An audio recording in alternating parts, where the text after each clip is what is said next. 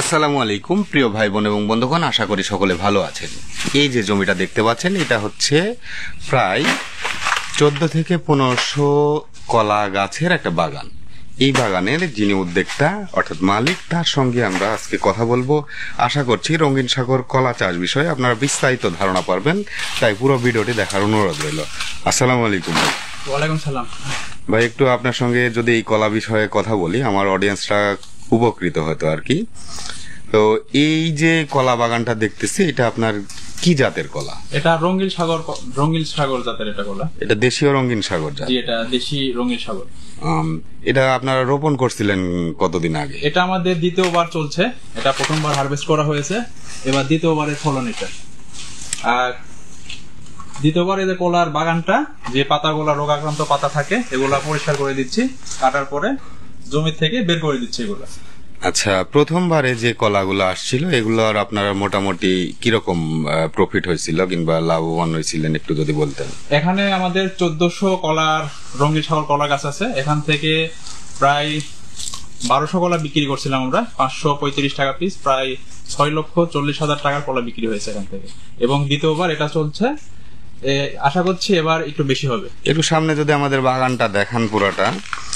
তো এখন বিষয় হচ্ছে যে এই চারা রোপণের পরে আপনাদের কতদিন সময় লাগছিল এই কলাটা আসতে ভাই? এটা চারা রোপণের 5 মাস পর থেকে কাঁধে বের হওয়া শুরু হয় এবং এটা 9 মাসে বিক্রি হয়, উপযুক্ত হয়ে যায়। 9 মাসে বিক্রি উপযোগী। জি।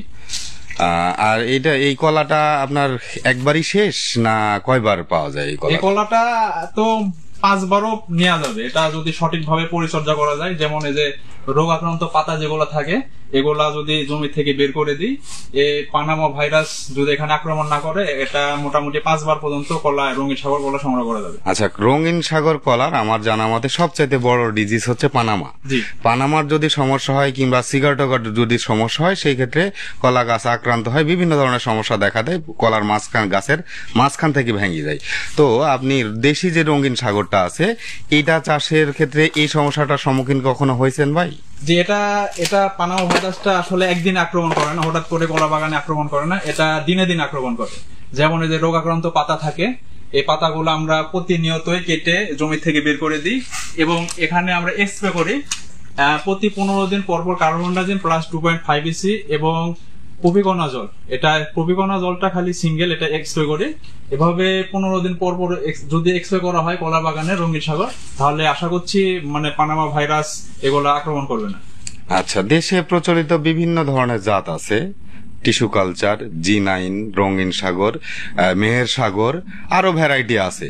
তো আপনি প্রফিটের ক্ষেত্রে কিংবা একজন যদি নতুন কেউ কলা চাষে উদ্বুদ্ধ হয় আমার ভিডিও দেখে, আপনি তাকে কি সাজেস্ট করবেন কোন জাতটা করার জন্য? অবশ্যই রঙিন সাগরের কথা বলবো প্রথম অবস্থাতে। আসলে রঙিন সাগর আর G9টা দুইটাই ভালো জাতের কলা, দুইটাই চাষ করলে সে লাভবান হতে পারবে। তবে আমাদের কাছে এটাই সহজ মনে হয়, তাই আমরা রঙিন সাগর কলাটাই চাষ করি। এটা তো রাজশাহী জেলা ভাই, পুঠিয়া থানার ভিতরে। তো এই এলাকাতে রঙিন সাগরের প্রচলন কেমন, আর আপনারা এই কলাগুলো উৎপাদন করার পরে বিক্রিতে কেমন সুবিধা পান, একটু যদি বলতেন। এই কলাগুলো উৎপাদন করা খুবই সহজ। চারা রোপণের পর থেকে তেমন কিছু পরিচর্যার প্রয়োজন নাই। এখানে সার আর হচ্ছে খোল ব্যবহার করি। আর আরেকটা বিষয় হচ্ছে, এটা আমাদের এই অঞ্চলে রঙিন সাগর কলাটাই বেশি প্রচলিত এবং সবাই রঙিন সাগর কলাটাই চাষ করে, কারণ রঙিন সাগর কলাতে প্রচুর প্রফিট আছে। একটা কাজে 500-র উপরে বিক্রি হয়। অনেক সময় দাম যদি কম থাকে সেক্ষেত্রে আলাদা ব্যাপার হয়। তো এখন বিষয় হচ্ছে ভাই, এই কলাটা তো আপনার পাকার মিষ্টতা আর কালারটা কেমন হয় ভাই? এই কলাটা অত্যন্ত মিষ্টি এবং পোড়া কাঁধি হলুদ হয়ে যাবে, পাকলে হলুদ কালার হবে, পুরোটাই হলুদ কালার হবে। তো হলুদ কালারের বাজারে চাহিদা ডিমান্ড একটু ভালো থাকে তো ভাই মনে হয়। তো আপনার আমাদের এলাকায়, এই এলাকায় তো সবচেয়ে জনপ্রিয় উত্তরবঙ্গের মধ্যে সেরা হাট হচ্ছে বানেশ্বর ভাই। তা আপনারা কি কলা এই ভাই বানেশ্বর হাটেই বিক্রি করেন না কোথায় বিক্রি করেন? না, এটা আমরা বাগানেই বিক্রি করে দিই। এখানে আমাদের কলার এখানে অনেক বড় বড় ব্যাপারী আছে, আমাদের এখান থেকেই নিয়ে যায়। আমাদের বাগান চুক্তি বিক্রি হয়ে যায় প্রতি পিস হিসাবে। গত বছর এই বাগান চুক্তি বিক্রি করেছিলেন 6,40,000 টাকায় নাকি? 6,40,000 টাকা দিয়ে গত বছর বিক্রি হয়েছে এটা। আচ্ছা, তাহলে এখন আরো কিছু বিষয় জানার আছে ভাই আপনার থেকে, সেটা হচ্ছে কলা চারা রোপণ যখন করবে তখন কত হাত দূরত্বে এই চারাটা রোপণ করা লাগবে? এটা 4 হাত বাই 4 হাত, মানে এক গাছ থেকে আরেক গাছের দূরত্ব 4 হাত বাই 4 হাত। 4 হাত বাই 4 হাত। এবং কলা যখন রোপণ করবে এই কলাটা, তখন যে আছে থিওবিট, সালফার এবং কার্বনডাজিম একটা পাত্রে সুন্দরভাবে গলিয়ে নিয়ে প্রতিটা কলার বোক, যেটা চারা বলি, এই সাইজের চারাগুলা ওই ওর ভিতরে চুবড়িয়ে তারপরে রোপণ করলে এই গাছে মানে আক্রান্ত খুব কম হবে এবং গাছটা দ্রুত বেড়ে উঠবে। আর এই যে চারা রোপণ থেকে কলার কাঁধে আসার আগ পর্যন্ত যদি আবহাওয়া একটু শুষ্ক থাকে, অর্থাৎ এখন তো আবহাওয়াটা আপনার পানি সাথে, সেক্ষেত্রে সেচের কেমন প্রয়োজন হয়? হ্যাঁ, কলা রঙের সাগর কলাতে সেচের প্রয়োজন আছে, এটাতে সেচ লাগে প্রচন্ড। এটা যদি খরা থাকে তাহলে গাছের গ্রোথ কম হয় এবং সেচের প্রয়োজন হয়। এটা আপনার কতদিন পর পর একটা করে সেচ দেওয়ার প্রয়োজন হয়? এটা আবহাওয়া অনুযায়ী এবং জমির আর্দ্রতা কখন প্রয়োজন, তবে এক সপ্তাহ 15 দিন পর পর সেচ দেওয়ার প্রয়োজন হয়। 15 দিনে একদিন প্রয়োজন হয়। জি।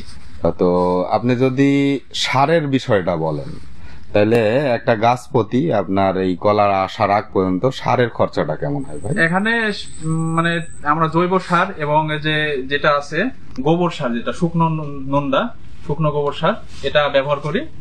আর আমরা রাসায়নিক সার খুব সীমিত পরিমাণে ব্যবহার করি, রাসায়নিক সার এত প্রয়োজন নাই।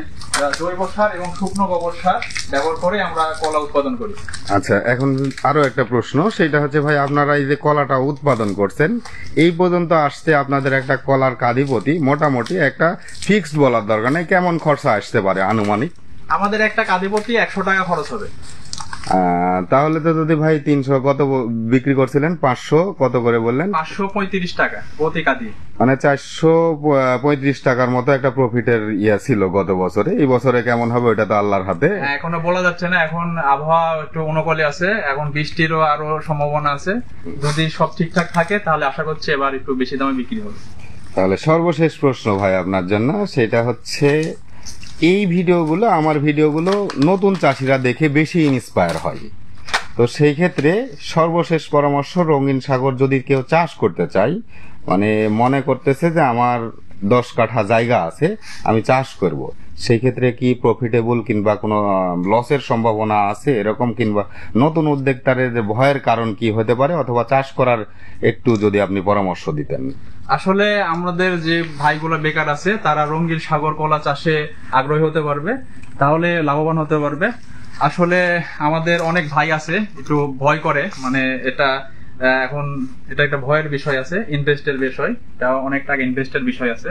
কিন্তু কোনো ভাই যদি ইচ্ছা করে এটা রঙিন সাগর কলা চাষ করবে, 1 বিঘা 2 বিঘা 10 বিঘা, সে অবশ্যই লাভবান হবে। এখানে লসের কোনো সিস্টেম নেই। 100 টাকা ইনভেস্টে মোটামুটি যদি বাজার দর ভালো থাকে তাহলে 300 টাকা প্রফিট করা সমস্যা না, এটা সর্বনিম্ন। একটা মানে জমিতে 1 বিঘা জমিতে প্রায় 400 গাছ থাকে, 400 গাছ থেকে প্রায় বুঝতে পারছেন 500 টাকাও যদি হয় তাহলে 2 লক্ষ টাকা মানে আয় করা সম্ভব 1 বিঘা জায়গা থেকে। তাহলে নিঃসন্দেহে নির্দ্বিধায় কেউ চাইলে পারে মানে নতুন উদ্যোক্তা, পুরাতন উদ্যোক্তা বাণিজ্যিক ভাবে যদি কেউ রঙিন সাগর কলা চাষ করতে চায় তাহলে করতে পারে। আপনার পরামর্শ এইটাই নাকি ভাই? এখন নতুন ভাইদের উদ্দেশ্য বলছি, আপনারা চিন্তা করুন, সাহস করুন, শুরু করুন এবং লেগে থাকুন, ইনশাল্লাহ অবশ্যই সফলতা আসবে।